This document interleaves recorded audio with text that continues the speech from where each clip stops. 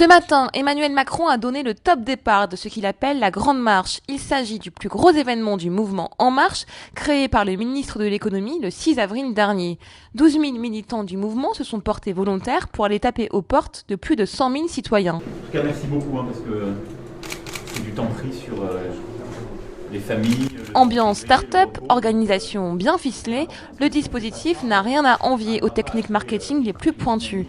Sur Facebook, Emmanuel Macron a encouragé les bénévoles et lancé officiellement son projet intitulé La Grande Marche. Vous allez ramener des témoignages, des histoires de vie, des discours, des mots, une façon de voir, de penser le pays, de nommer les problèmes. Après avoir été formés aux quatre coins de la France, ce samedi, 2000 sympathisants ont été questionnés, les citoyens. Les noms des personnes à visiter ont été choisis par une start-up de stratégie électorale pour représenter la photographie des Français.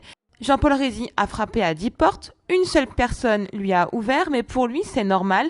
Les quelques réponses le motivent dans son action. Je me pose une petite douzaine de questions par rapport à l'état du pays, leurs ressentis, leur espoir et leurs craintes pour l'avenir. Ça peut être par exemple des personnes qui me disent d'arrêter la corruption, ça peut être des personnes qui demandent que les politiques soient plus proches d'eux. Les réponses sont vraiment libres, il s'agit de questions ouvertes. C'est un exercice qui peut sembler ingrat mais qui est très intéressant. Le timing n'est pas anodin, l'événement intervient en plein conflit social sur la loi du travail. Emmanuel Macron prévoit de recueillir les conclusions de l'étude à la fin de l'été.